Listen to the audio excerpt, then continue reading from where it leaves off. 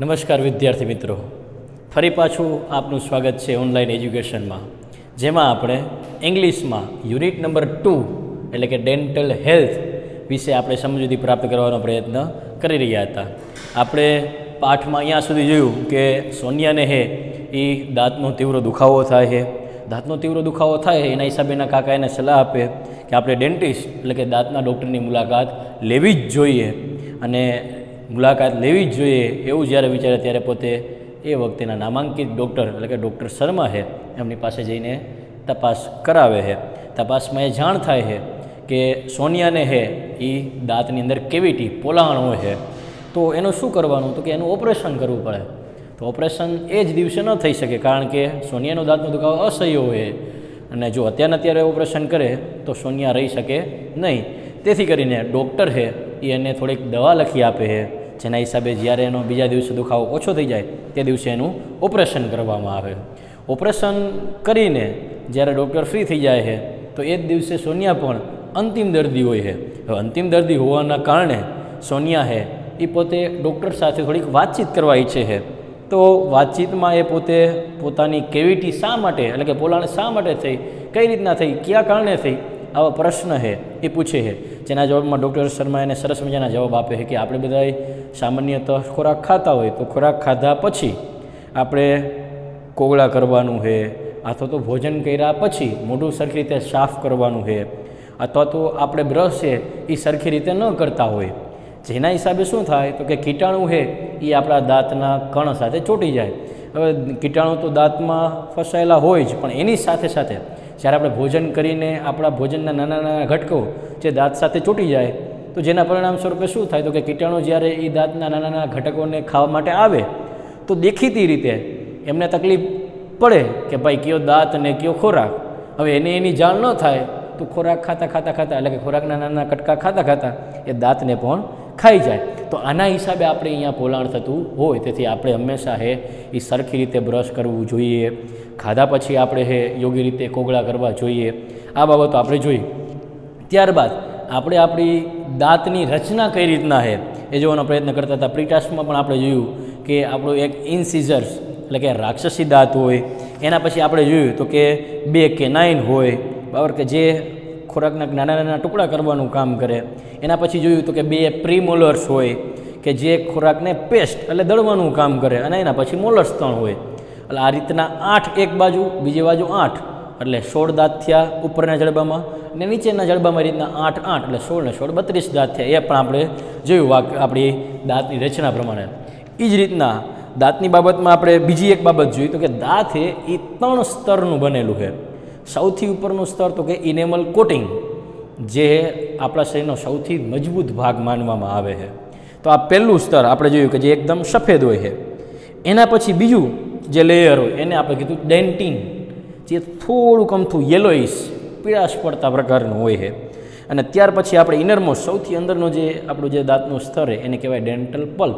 તો આ રીતના દાંતના 3 સ્તર હોય. સૌથી પહેલું ઇનેમલ કોટિંગ એટલે કે ઇનેમલ, બીજું ડેન્ટિન, અને ત્રીજું ડેન્ટલ પલ્પ. આ રીતના 3 આપણે બાબત જોઈ હતી. અને પછી સોનિયા આગળ પ્રશ્ન કરતી હતી. વિદ્યાર્થી મિત્રો, પેજ નંબર 17 એમાં વચ્ચેના ભાગમાં આપણે પહોંચ્યા હતા, જેમાં સોનિયા પૂછે છે, બરાબર, કે મોલર વોટ ઇઝ ઇટ. એને પ્રશ્ન છે મોલરનો. આપણે કીધું હતું, ડૉક્ટરે અંતે એવું કીધું કે ભાઈ in your molar there was a cavity which now no more exist. તારા દાઢના ભાગમાં કે જ્યાં પહેલાં પોલાણ હતું તેનું હવે એક્ઝિસ્ટ, એનું હવે અસ્તિત્વ નથી. એ આપણે બાબત જોઈ. હવે આપણે આગળ જોઈએ. Sonia, molar what is it.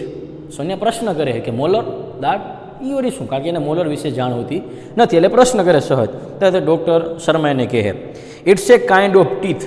એ દાંતનો એક પ્રકાર છે. Look at the chart. પહેલાં તમે ચાર્ટ તરફ જુઓ. There are 2 types of teeth. 2 પ્રકારના દાંત હોય. પેલું deciduous teeth, also known as milk teeth, and permanent teeth. Deciduous teeth, deciduous એટલે ખરી જતા દાંત, જેને આપણે ઓલ્સો નોન, જે પ્રખ્યાત અથવા તો જે જાણીતો છે, ક્યાં નામે જાણીતું છે, મિલ્ક ટીથ, દૂધિયા દાંત. આપણને ખબર છે કે આપણે નાના હોય ત્યારે આપણે ક્યાં આવે, દૂધિયા દાંત આવે. જે આપણા પુખ્ત વયના થઈ એમ એક પછી એક પડતા જાય અને અંતે પરમિનન્ટ દાંત આપણે આવી જાય. એટલે બીજા પ્રકારના દાંતનું નામ શું કીધું? પરમિનન્ટ દાંત, એટલે કે શાશ્વત દાંત. એ એકવાર પડ્યા એટલે પછી કોઈ ચાન્સીસ નહીં, પછી આપણે બોખા થવાનો વારો આવે. પણ જો જ્યાં સુધી આપણે નાના હોય ને ડિસિડ્યુઅસ ટીથ એટલે કે ખરી જતા દાંત હોય, દુધિયા દાંત હોય, તો એના પછી દાંત આવવાની સંભાવના પૂરેપૂરી ખરી. પરમિનન્ટ ટીથ, શાશ્વત દાંત, હંમેશા રહેનારા દાંત આવી ગયા અને એ જો પડ્યા તો આ તો આપણે કાં તો આપણે બોખા થઈ જાય અથવા તો હાલની આધુનિક સુવિધા પ્રમાણે ચોકટું બેહારવું પડે અથવા તો દાંત નખાવવો પડે. એટલે એનો કોઈ ઓપ્શન છે નહીં કે ભાઈ કુદરતી રીતે આપણને ફરી પાછું એ દાંત મળે. તો આ રીતના દાંતના બે પ્રકાર કીધા, એક તો ડિસિડ્યુઅસ ટીથ અને બીજા પરમિનન્ટ ટીથ એટલે કે ખરી જતા દાંત જેને આપણે દુધિયા દાંત તરીકે ઓળખી, અને બીજા શાશ્વત એટલે કે હંમેશા રહેનારા દાંત. તો બે પ્રકારના દાંત હોય. અને એ પણ આપણે કીધું કે deciduous teeth are usually 20 in number. ખરી જતા દાંત છે એની સંખ્યા કેટલી હોય?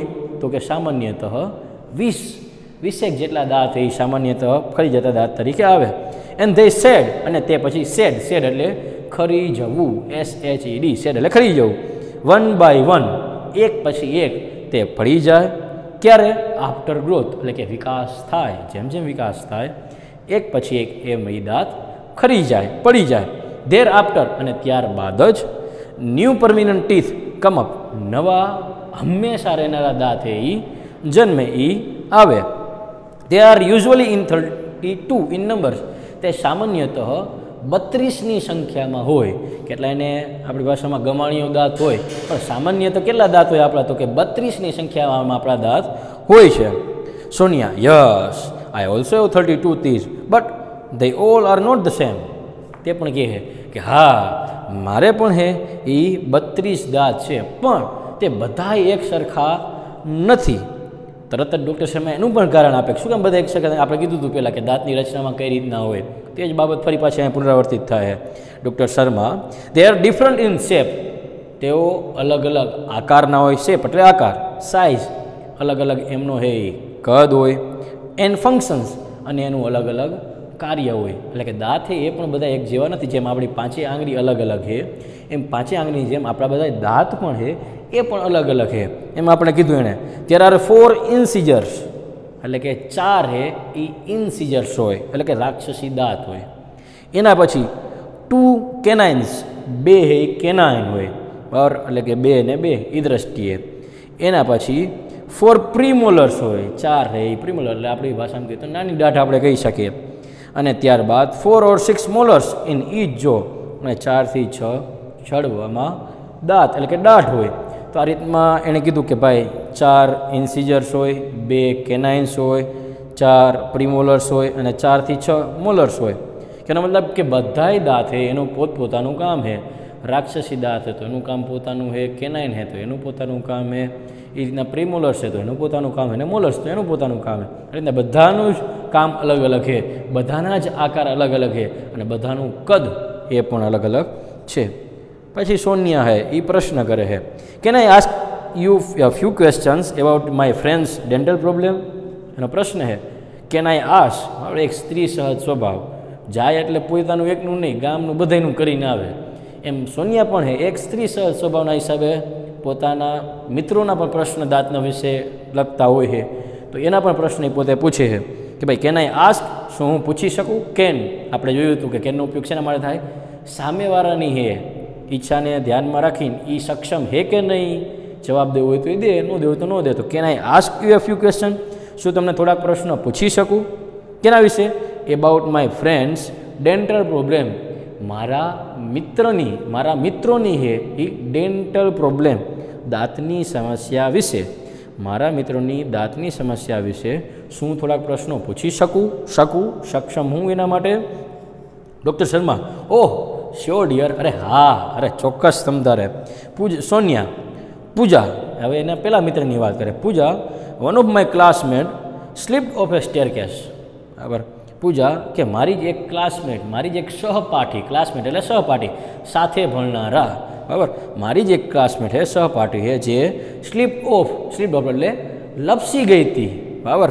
ક્યાંથી? ઓફ એ સ્ટેરકેસ એટલે કે પગથિયા પરથી લપસી ગઈ હતી. And she has some fracture teeth, તેથી એના થોડા ઘણા દાંત કેવા છે?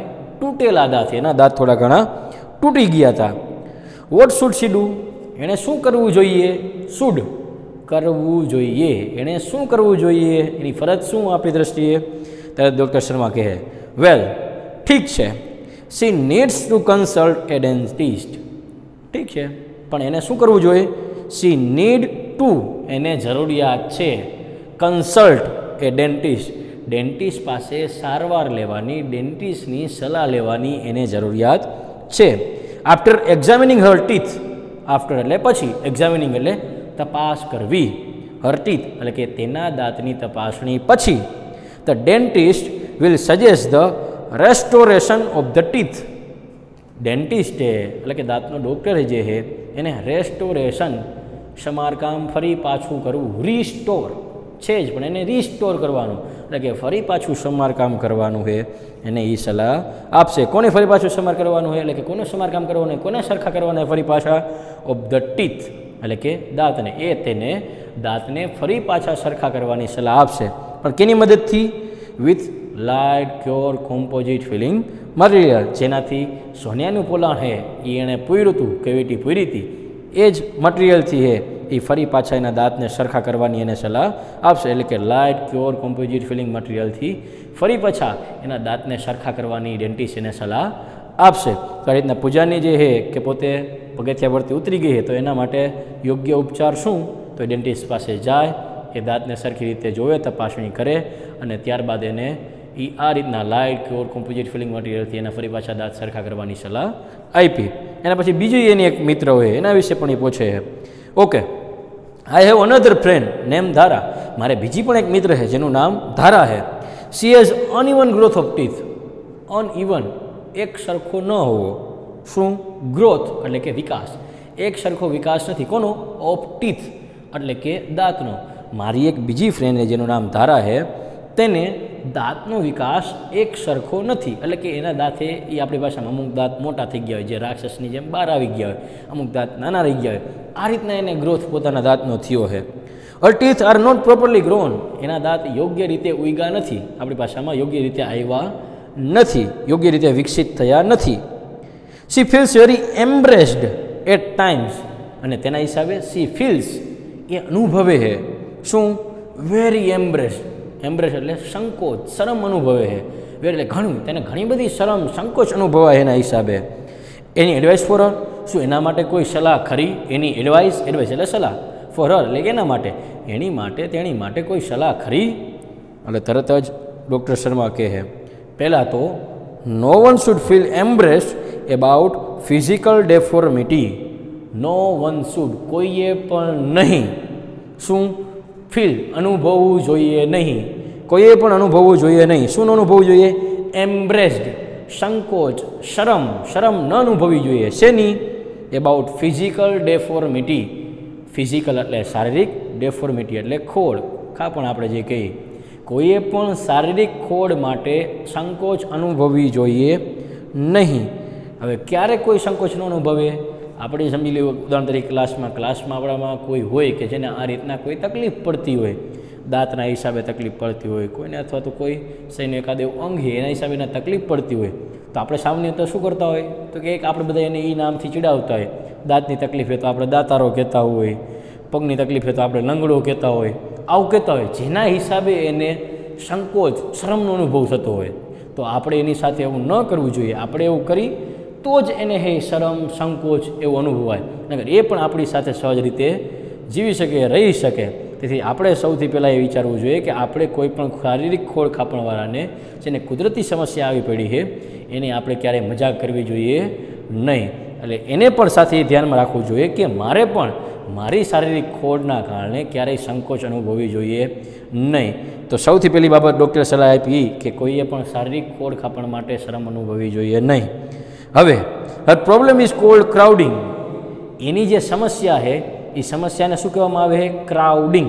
એ ક્રાઉડિંગનું શું કારણ છે? તો એને કીધું now there is a solution for this problem also. અને હાલમાં તો ધીસ પ્રોબ્લેમ, આ સમસ્યા માટે પણ સોલ્યુશન, કોઈ ઉપાય છે. આ સમસ્યા માટે પણ ઉપાય છે. તો ક્રાઉડિંગનો ઉપાય શું કીધું એણે? તો એણે કીધું અહીંયા the patient has to go for an orthodontic treatment. દર્દી છે એણે ઓર્થોડોન્ટિક ટ્રીટમેન્ટ એટલે સારવાર, અને ઓર્થોડોન્ટિક એક દાંતના ટ્રીટમેન્ટનું નામ છે. તો કે દર્દીએ હે એના માટે ઓર્થોડોન્ટિક સારવાર લેવી જોઈએ, જેથી કરીને શું થાય, the braces will bring her teeth in proper alignment. The braces એટલે કે જે તાર હોય છે, વિલ બ્રિંગ એ લાવી આપશે શું, તો કે હર ટીથ તેણીના દાંતને ઇન પ્રોપર એલિગમેન્ટ યોગ્ય જોડાણમાં, યોગ્ય સંધાણમાં એના દાંતને એ લાવી દેશે. એટલે કે આ રીતના જે તાર છે એ તારની મદદથી તે હે તેના જે દાંતની સમસ્યા, એટલે કે ઊંચા નીચા જે દાંત આવ્યા છે એને યોગ્ય રીતે તારથી છે એ બાંધીને જોડાણને સરખી રીતે કરીને એની જે સમસ્યા એટલે કે ક્રાઉડિંગની જે સમસ્યા છે એ પણ દૂર કરી શકાય. Sonia, should I ask her to see you? શું હું તેને તમને દેખાડવા માટે કહી શકું? બરાબર, કહેવું જોઈએ મારે એને? ડૉક્ટર શર્મા, નો, અરે ના, she will have to consult an orthodontist. તેણે ઓર્થોડોન્ટિસ્ટને જ દેખાડવું જોઈએ. ઓર્થોડોન્ટિસ્ટ એટલે શું? તો ઓર્થોડોન્ટિસ્ટનું કામ જ કે જે તમારા દાંત ઊંચા નીચા છે, વિકાસ થયા, ઊંચો નીચો એનો વિકાસ થયો હોય, અથવા તો કોઈ દાંત બહાર આવી ગયો હોય તો એને યોગ્ય રીતે યોગ્ય લાઇનમાં લાવવા હોય તો એ કામ કોણ કરે? તો કે ઓર્થોડોન્ટિક ડૉક્ટર. દાંતના ડૉક્ટર છે તો દાંતના ડૉક્ટરમાં અલગ અલગ ભાગ હોય, બધાય કામ એક જ ડૉક્ટર કરી શકતો એવું જરૂરી નથી. તો યોગ્ય ડૉક્ટરને જ દેખાડવું પડે, એ જ તમારી યોગ્ય સારવાર કરી શકે. એટલે અહીંયા ડૉક્ટર શર્મા પણ પોતે સ્વીકારે છે કે ભાઈ એની સમસ્યા માટે એ મારી પાસે ન આવી શકે, એને સ્પેશિયલી એના માટે ક્યાં જવું જોઈએ? તો કે ઓર્થોડોન્ટિસ્ટ પાસે જ જવું જોઈએ એના માટે. Sonia, thank you very much for your valuable suggestions. તમારો ખૂબ ખૂબ આભાર. થેન્ક યુ વેરી મચ, તમારો ખૂબ આભાર. શેના માટે? ફોર યોર વેલ્યુએબલ, તમારા કિંમતી સજેશન્સ, તમારા કિંમતી સજેશન માટે, તમારી કિંમતી સલાહો માટે તમારો ખૂબ ખૂબ આભાર. ઇન્ડીડ, ખરેખર, બરાબર, ડેન્ટલ સાયન્સ, દાંતનું વિજ્ઞાન છે, હેઝ એડવાન્સ એ લોટ, ઘણું બધું વિકસિત થયું છે. આઈ વિલ આસ્ક હર, હું તેણીને કહીશ, તેણીને એટલે કે ધારાને જેને ક્રાઉડિંગની સમસ્યા હતી, ટુ કન્સલ્ટ એન ઓર્થોડોન્ટિસ્ટ, કે પોતે ઓર્થોડોન્ટિસ્ટની સારવાર લે, એની પાસે જઈને સલાહ સૂચન મેળવે. નાવ આઈ એમ થિંકિંગ, હવે હું વિચારી રહી છું શું? Of taking up A project, એક પ્રોજેક્ટ હાથમાં લેવાનો. કોના વિશે? ઓન ડેન્ટલ હેલ્થ, એટલે કે દાંતના સ્વાસ્થ્ય વિશેનો પ્રોજેક્ટ હું લેવાનું વિચારી રહી છું. શા માટે? Because we have to work on A project, કારણ કે અમારે એક પ્રોજેક્ટ ઉપર કામ કરવાનું જ છે. વી હેવ ટુ, અમારે કરવું જ પડે એમ છે. બરાબર, કેમાં? ઇન સાયન્સ, વિજ્ઞાનમાં. આપણને પણ વિજ્ઞાનમાંથી અથવા તો આપણે દરેક વિષયમાંથી અલગ અલગ પ્રોજેક્ટ બનાવવાનું આપણે કહેવામાં આવતું હોય. તો અહીંયા સોનિયાને પણ પ્રોજેક્ટ બનાવવાનો હતો, તો એ પોતે શું વિચારે કે ભાઈ મારે પ્રોજેક્ટ બનાવવાનો છે, તો કોના વિશેનો પ્રોજેક્ટ લઈશ? Taking up A project on dental health, કે હું દાંતના સ્વાસ્થ્ય વિશેનો પ્રોજેક્ટ હાથમાં લઈશ. શા માટે લઈશ? I think this is A very useful topic.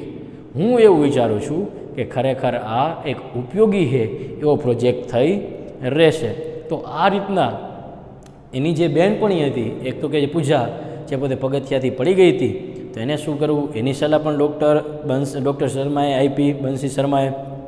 એ જ રીતના એની બીજી ફ્રેન્ડ જે ધારા, જેને પોતાને ક્રાઉડિંગની સમસ્યા હતી, તો એને શું કરવું એના માટેની સલાહ પણ ડૉક્ટર શર્માએ એને આપી. આટલી બધી એને કિંમતી એવી માહિતી આપી, એના માટે એનો આભાર પણ માને છે.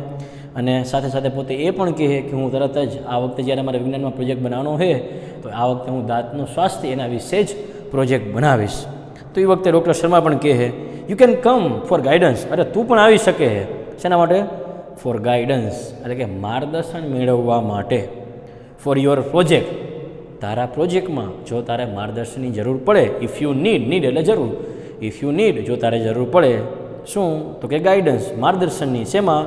તો કે ફોર યોર પ્રોજેક્ટ, તારા પ્રોજેક્ટમાં. તો યુ કેન કમ, તું આવી શકે છે. તો આવવા માટે સક્ષમ, તમ તારે આવવું હોય તો તું આવી શકે છે. Sonia, it's so nice of you, અરે એ તો તમારા તરફથી ઘણું બધું સારું કહેવાય. બરાબર, it's so nice of you, તમારા તરફથી તો મને સાથ સહકાર મેળો કહેવાય, ઘણું સારું કહેવાય. Doctor Sharma, you are welcome. Doctor Sharma પણ એને કહે છે કે તારું સ્વાગત છે.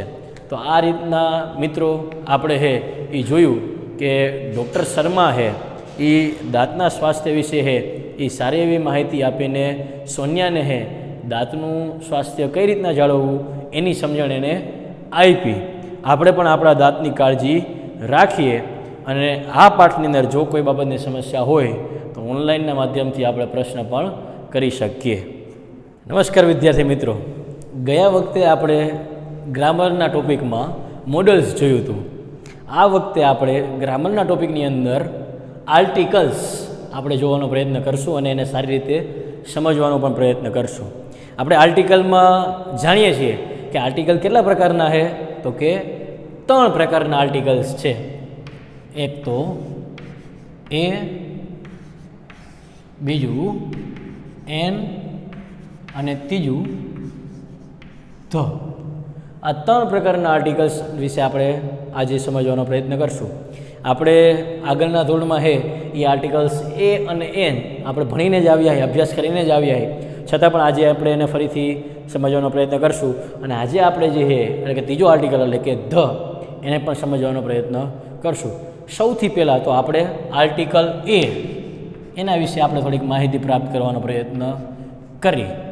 આપણે સામાન્યતઃ એવું વિચારતા હોય કે આર્ટિકલ એ ક્યારે આવે, તો અત્યારના ધોરણ સુધી આપણે એવું ભણીને આવ્યા કે આર્ટિકલ એ ક્યારે આવે, તો કે જેમાં છે એ આપણા અંગ્રેજીના સ્વર એટલે કે એ, ઈ, આઈ, ઓ ને યુ, આ 5 અક્ષરથી જ્યારે સ્પેલિંગની શરૂઆત થાય તો ત્યારે આર્ટિકલ આપણે એન લગાડીએ, અને જો એ 5થી એની શરૂઆત ન થાય તો આપણે આર્ટિકલ એ લગાડીએ. આવું આપણે ખરેખર શીખીને આવ્યા હોઈ શકીએ, પણ ખરેખર વિદ્યાર્થી મિત્રો એવું નથી. ખરેખર એ અને એનનો નિયમ શું છે તો એ આપણે જોઈ તો કે એ હી ક્યારે લાગે, જ્યારે કોઈ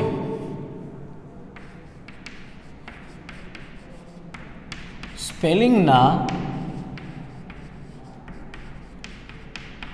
ઉચ્ચારણની શરૂઆત વ્યંજનથી એટલે કે કક્કાથી થતી હોય ત્યારે આર્ટિકલ એ લાગે છે. આપણે નવીન થાય કે સાહેબ અમે તો અત્યાર સુધી એ આવ્યું ભણીને આવ્યા, એ નિયમ પણ આમાં સંલગ્ન થાય જ છે, પણ એક અધૂરો નિયમ હતો આપણી ભાષામાં કહેવું હોય તો. જરૂરી નથી કે દરેક એ આયોથી જે શરૂઆત થતા હોય એમાં એન લાગે જ, એ પણ આપણે વિચારીએ હમણાં થોડાક વારમાં જ્યારે એનનું આવે ત્યારે. આપણે સૌથી પહેલાં જોઈએ એ, તો એમાં આપણે શું નિયમ કીધો, જ્યારે કોઈ સ્પેલિંગના ઉચ્ચારણની શરૂઆત વ્યંજનથી એટલે કે કક્કાથી ક, ખ, ગ, ઘ, ચ, છ, જ, જ, ટ, ઠ, ડ, ઢ, ણ, ત, થ, દ, ધ, ન, પ, ફ, બ, ભ, મ, ય, ર, લ, વ, શ, ષ, હળ, અળ, ક્ષ, જ્ઞ એટલે કે આનાથી થતી હોય ત્યારે જ આર્ટિકલ એ વાપરવામાં આવે છે. આપણે ઉદાહરણ તરીકે જોઈ કે ફોર એક્ઝામ્પલ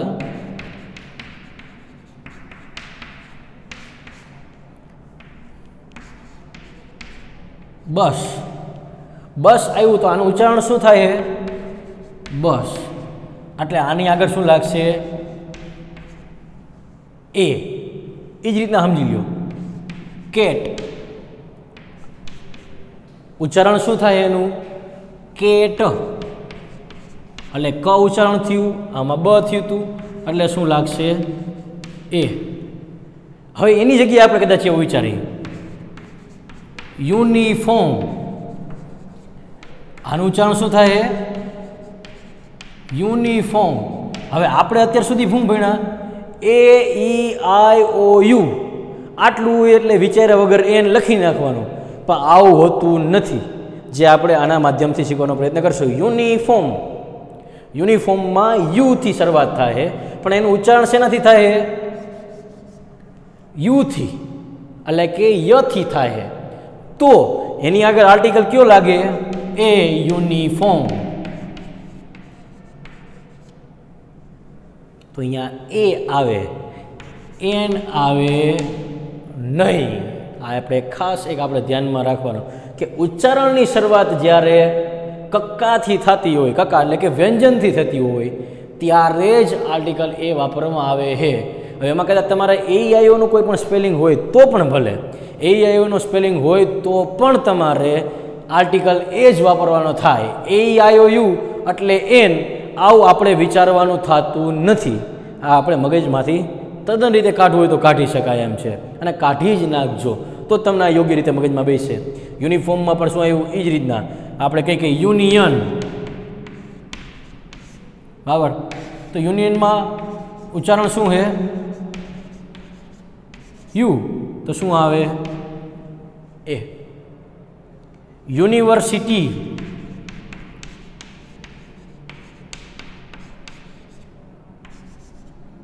શેનાથી શરૂઆત થઈ છે? તો કે યુથી. યુનિવર્સિટી. તો પણ શું આવે? એ.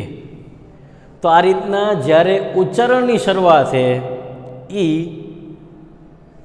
કક્કાથી એટલે કે વ્યંજનથી થતી હોય ત્યારે આપણે આર્ટિકલ એનો ઉપયોગ કરીએ છીએ, બરાબર. હવે બીજું વિદ્યાર્થી મિત્રો કે આપણે આર્ટિકલ એમાં જોયું કે કઈ રીતના એની બાબત હોય છે, કઈ રીતના હોય છે. તો એ જ રીતના આપણો બીજો આર્ટિકલ એટલે કે એન, બરાબર. એનનું શું થાય? એનમાં કઈ રીતના હોય? તો કે જ્યારે કોઈ સ્પેલિંગના ઉચ્ચારણની શરૂઆત સ્વરથી એટલે કે અ, આ, ઈ, ઉ એનાથી થતી હોય ત્યારે આર્ટિકલ એન લાગે, બરાબર. એટલે કે ઉચ્ચારણની શરૂઆત સ્વરથી થાય. સ્વર એટલે ક્યાં? તો આપણે કીધું અ, આ, ઈ, ઉ, રૂ, એ, ઐ, ઓ, ઔ, અમ અને આહા. આનાથી જ્યારે ઉચ્ચારણની શરૂઆત થાય ત્યારે આર્ટિકલ શું લાગે? એન. એના માટે જરૂરી નહીં કે એ, ઈ, આઈ, ઓ, યુ આ સ્પેલિંગ ફરજિયાત. પહેલાં આપણે એવા ઉદાહરણ જોઈએ, બરાબર. એપલ. તો આપણે અત્યારે હું સુધી શું સમજ્યા કે ભાઈ એ આવ્યો ને આગળ એટલે એન લાગે. નહીં, ખોટું. એ આવ્યો એટલે એન નથી લાગતો. એનું ઉચ્ચારણ શું થાય છે? એપલ. ઉચ્ચારણની શરૂઆત શેનાથી થઈ? એથી થઈ. એટલે આગળ શું લાગે છે? એન લાગે છે, બરાબર. એ જ રીતના આપણે વિચારવા જઈએ તો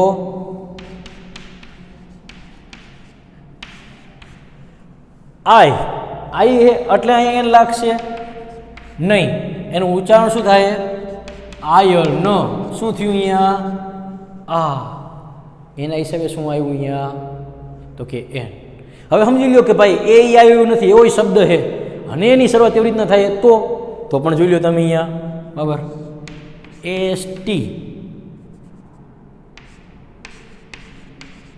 બસ સ્ટેશન. શેનાથી છે? એસથી, બરાબર. પણ આનું ઉચ્ચારણ શું થઈ છે? ST bus station. એટલે શરૂઆત શેનાથી થઈ? એથી. એટલે શું લાગે અહીંયા? એન. ST બસ સ્ટેન્ડ, બરાબર.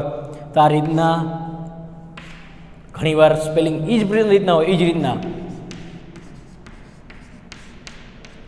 ઓનેસ્ટ શું હોય અહીંયા? એચ. એટલે આપણે શું કહીએ? એચ આવ્યું એટલે શું લખી નાખવાનું? એ. નહીં, એનું ઉચ્ચારણ શું છે? ઓનેસ્ટ. તો શું આવે? એચ હોવા છતાંય શું આવે? ઓના કારણે અહીંયા એન. ઓનેસ્ટ. આ રીતના વિદ્યાર્થી મિત્રો જ્યારે આપણે એ આ રીતના ઉચ્ચારણના માધ્યમથી વિચારવાનો પ્રયત્ન કરીએ ત્યારે આપણને સાચો એ અને એનો નિયમ સમજાય. એટલે સીધી ભાષામાં આપણે બધા યાદ રાખી કે ભાઈ ઉચ્ચારણની શરૂઆત એ જ્યારે વ્યંજનથી થતી હોય ત્યારે એટલે કે કક્કાથી થતી હોય ત્યારે આપણે એ શું વાપરી? તો કે એ વાપરી. અને જ્યારે ઉચ્ચારણની શરૂઆત આપણે એ સ્વરથી થતી હોય ત્યારે આપણે એન વાપરી. એટલે હવે પછી આપણે જ્યારે પણ એ અને એનનો ઉપયોગ કરીએ ત્યારે આપણે ખાસ કાળજી રાખી. સીધી ભાષામાં ગામઠી ભાષામાં કેવું હોય તો કક્કાથી જ્યારે ઉચ્ચારણની શરૂઆત થાય ત્યારે તમારે એ લગાડવાનું કોઈ પણ શબ્દના. અને એ જ રીતે જ્યારે સ્વરથી એટલે કે અ આ ઈથી જ્યારે શરૂઆત થાય ત્યારે તમારે હે એન લગાડવાનું. અને આ એ અને એન એ બેમાં આપણે એ પણ યાદ રાખવાનું કે આવનારો શબ્દ એક વચનમાં હોવો આવશ્યક છે. એટલે બે નિયમ થાય હંમેશા. એમાં નિયમ શું થાય? જ્યારે કોઈ પણ સ્પેલિંગ, કોઈ એક જ સ્પેલિંગની વાત એમાં કઈ રીતે આપણે સમજવા માટે, કોઈ પણ સ્પેલિંગ જ્યારે એક વચનમાં હોય અને એની ઉચ્ચારણની શરૂઆત કક્કાથી થતી હોય ત્યારે એ લાગે, અને કોઈ પણ સ્પેલિંગ જ્યારે એક વચનમાં હોય અને ઉચ્ચારણની શરૂઆત સ્વરથી થતી હોય તો એન લાગે. હવે આપણે નિયમ જોવાના હોય એટલે કે ધન. મિત્રો ધના નિયમો હોય ઘણા બધા છે, એટલે આપણે એક પછી એક સમજવાનો પ્રયત્ન કરી. સૌથી પહેલો નિયમ, બરાબર,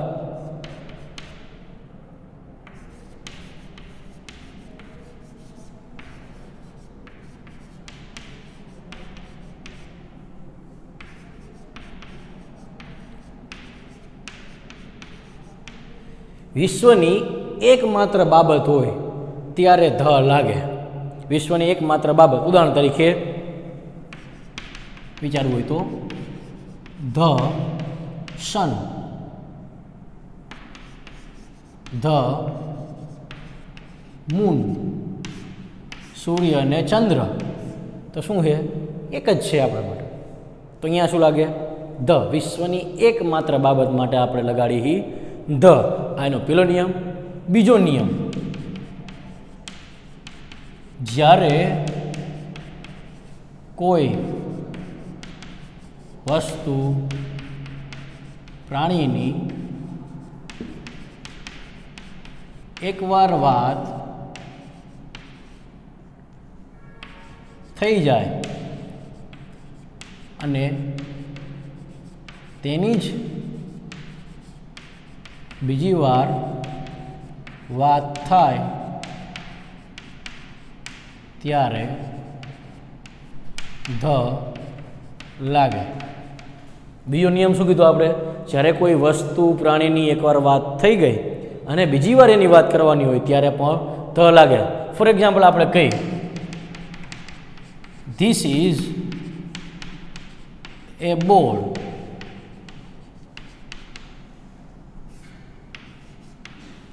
ત્યારે પહેલી વારમાં શું લાગ્યું? એ. This is a board. પણ બોર્ડની મારે બીજી વાર વાત કરવાની, તો the board is green. Board કેવું છે? તો કે લીલું છે. તો ત્યારે બીજી વાર બોર્ડની વાત થઈ તો ત્યારે શું થયું? અહીંયા શું લાગ્યું? ધ. તો આ રીતના જ્યારે એકવાર વસ્તુ કે પ્રાણી એક વાત થઈ જાય અને એની બીજી વાર વાત કરવામાં આવે ત્યારે શું લાગે? તો કે ધ. પ્રાણીની રીતના જોઈ તો કે ધેર ઇઝ એ કેટ. ત્યાં બિલાડી છે. The cat is white. બિલાડી સફેદ છે. તો બીજી વાર આપણે શું કીધું? The cat. તો આ રીતના હે ધ લાગે. આ બીજો નિયમ. એના પછી ઓર્ડિનલ નંબર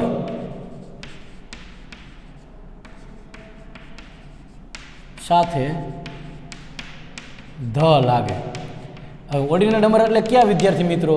તો આપણે કહીએ first, second, third, fourth, 6th, 7th, આ બધા ઓર્ડિનલ નંબર કહેવાય. તો એના આગળ શું લાગે? The first, the second. My friend gets the first number, first rank. તો અહીંયા આપણે શું લગાડી? ધ. તો ઓર્ડિનલ નંબરમાં આપણે ધ લગાડી. એ જ રીતના સુપરલેટિવ ડિગ્રીમાં વિશેષણ સાથે ધ લાગે. બરાબર. સુપરલેટિવ ડિગ્રીમાં વિશેષણ સાથે આપણે ધ લગાડવાની વાત થઈ છે. વિશેષણનું ઉદાહરણ તરીકે ધ બિગેસ્ટ. બરાબર. ઈના ધ સ્મોલેસ્ટ. આપણને ખબર છે કે ભાઈ 3 ડિગ્રી છે, તો એ 3 ડિગ્રીમાં પોઝિટિવ, કમ્પેરેટિવ અને સુપરલેટિવ. સુપરલેટિવમાં સર્વશ્રેષ્ઠતા દેખાડવાની હોય તો ત્યારે પણ આપણે નિયમ પ્રમાણે ધ લગાડીએ છીએ. એ જ રીતના ऐतिहासिक स्थान,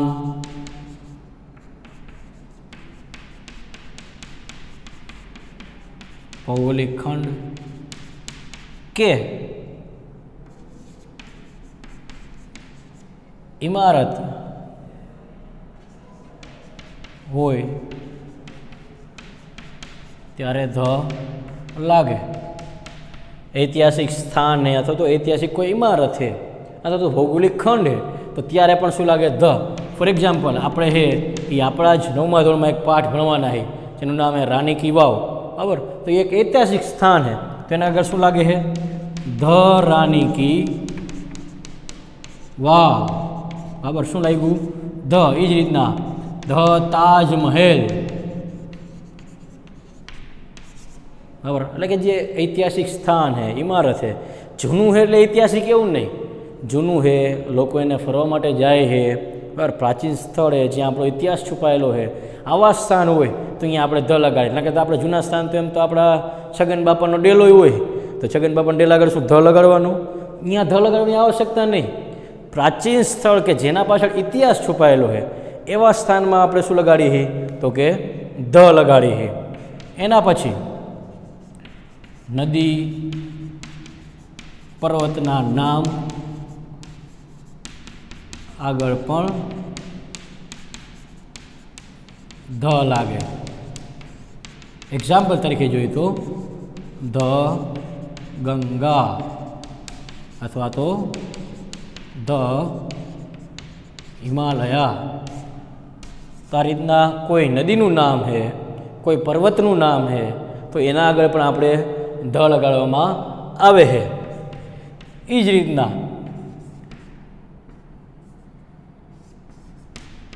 पवित्र ग्रंथ, समाचार पत्रक अने दिशाना नाम आगळ ध लागे। पवित्र ग्रंथ है, समाचार पत्रक है, दिशाना नाम है तो एनी साथे पण ध लगाववामां आवे। एक्जाम्पल तरीके आपणे विचारवा जई तो के क्यों आपणुं एक्जाम्पल आवे तो पवित्र ग्रंथ। पवित्र ग्रंथ एटले किया तो के भाई एक्जाम्पल में ध रामायण। रामायण आपणो है पवित्र ग्रंथ है तो एना आगळ शुं लाग्युं ध।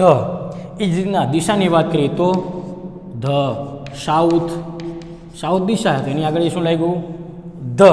ए ज रीतना आपणे विचारवा जोईए तो न्यूज़पेपर, तो न्यूज़पेपर में आपणे कहीए तो के ध टाइम्स ऑफ इंडिया तो अहींया शुं लाग्युं ध। तो आ रीतना धना है ये पर्टिक्युलर घणा बधा नियमों है एमां जे आपणे अगत्यना जे नियमों है एना विषे आपणे ए वातो करी। आ साथे ज आपणे घणा बधा नियमों एवा पण कहीए कि कदाच मृत व्यक्ति होय मृतक शरीर तो आपणे एम कहीए तो डेड बॉडी तो आ मृतक जेनी बाबत होय एमांय घणीवार આવી રીતના આપણે નથી કહેતા કમ્પલસરી પણ ક્યારે ઓબ્જેક્ટિવલી એવી રીતના શબ્દ વાપરવામાં આવે કે જેમાં ધનો ઉપયોગ થાય। તો આ રીતના ધના નિયમ આપણે જોઈએ કે ભાઈ વિશ્વની એકમાત્ર બાબત હોય જેમ કે સૂર્ય અને ચંદ્ર એમાં ધ લાગે। એ જ રીતના કોઈ એક વસ્તુ અથવા તો પ્રાણીની એકવાર વાત થઈ ગઈ અને બીજી વાર જ્યારે કરવાની આવે ત્યારે પણ ધ લાગે। એના પછી આપણે આગળ બાબત જોઈએ કે ઓર્ડિનલ નંબર એટલે કે ફર્સ્ટ સેકન્ડ થર્ડ એમાં પણ આપણે કીધું કે એમાં પણ આપણે ધ લાગે। એ રીતના સુપરલેટિવ ડિગ્રી બરાબર એમાં પણ the biggest, the smallest, the highest આ રીતના એમાં પણ ધ લાગે છે। ऐतिहासिक स्थान, भौगोलिक इमारत, स्थल कि आवुं पण होय तो एमां पण आपणे ध लागे है। नदी अने पर्वतना नाम होय तो एनी साथे पण ध लागे है। अने आपणे अंते जोयुं के भाई पवित्र ग्रंथ, समाचार पत्रक अने दिशाना नाम आगळ पण ध लागे है। साथे एक खास एवी नोंध है बराबर के जे आपणे बधाए खास याद राखवी जोईए अने ए नोंध आपणे क्यां काम लागे तो खास करीने आपणे ज्यारे कॉम्पिटिटिव एक्जाम ने आपणे तैयारी करता होय तो ई वखते आपणे एनो ख्याल होवो जोईए।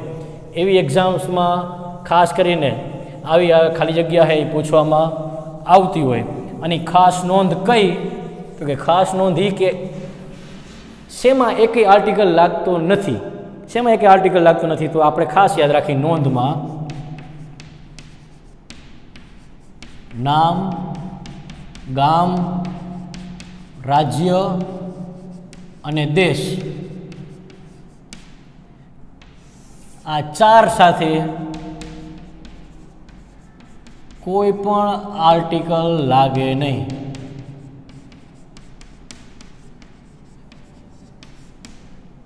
આ ખાસ મગજમાં રાખવાનું. નામ, ગામ, રાજ્ય અને દેશ આ ચારમાં ક્યારેય પણ આર્ટિકલ લાગતું નથી. હા, એ બે મતલબની વાત છે કે લગાડનારા લોકો બધું લગાડે છે, પણ એનો પરફેક્ટ નિયમ આ જ છે કે આ ચારે કોઈ દી ન લાગે. ઉદાહરણ તરીકે મારું નામ મિલન તો આગળ એ મિલન, ધ મિલન આવું ન લાગે. વિશેષણ સાથે લાગે. ઉદાહરણ તરીકે આપણે કહીએ કે ભાઈ ધ ગ્રેટ શિવાજી, તો અહીંયા ગ્રેટ વિશેષણ આવ્યું છે અને એની સાથે લાગે, પણ નામ સાથે કોઈ દી લગવું જોઈએ નહીં. એ આર્ટિકલનો નિયમ છે. એ જ રીતના ગામ છે, રાજ્ય અને દેશ, તો આ ચારેય સાથે ક્યારેય કોઈ આર્ટિકલ લાગતું નથી. તો વિદ્યાર્થી મિત્રો, આપણે આજે જોયું કે ભાઈ એ, એન ને ધ, એમ આપણે જોયું સ્પષ્ટ રીતે કે જે પણ સ્પેલિંગની ઉચ્ચારણની શરૂઆત કક્કાથી થતી હોય, કક્કાથી, એ આયો આ મગજમાંથી હાવ કાઢી જ નાખજો. કક્કાથી જેની શરૂઆત થતી હોય અને એક વચનમાં એમાં એ લાગે. એ જ રીતના સ્વરથી ઉચ્ચારણની શરૂઆત થતી હોય કોઈ પણ સ્પેલિંગના અને સાથે સાથે એક વચનમાં હોય તો એન લાગે. અને ધમાં આપણે કેટલાય નિયમો જોયા, એ બધા જ નિયમોમાંથી એક પણ હોય તો એની સાથે ધ લાગે છે. તો આ રીતના આર્ટિકલ્સ છે એ ટોપિક આપણે જોયો. એમાં પણ તમને જો કંઈ પ્રશ્ન હોય તો આપણે ઓનલાઈનના માધ્યમથી આપણે પ્રશ્ન કરી શકીએ. અને આપણી પાસે જો કોઈ ગ્રામર બુક અવેલેબલ હોય તો એમાં આપણે સહજ રીતે આ અભ્યાસ કર્યા પછી એમાંથી આપણે પ્રેક્ટિસ કરવાનો પ્રયત્ન પણ કરી શકીએ. ન સમજાય તો પણ આપણે એમાં પણ એ ઓનલાઈનના માધ્યમથી પ્રશ્ન કરી શકીએ.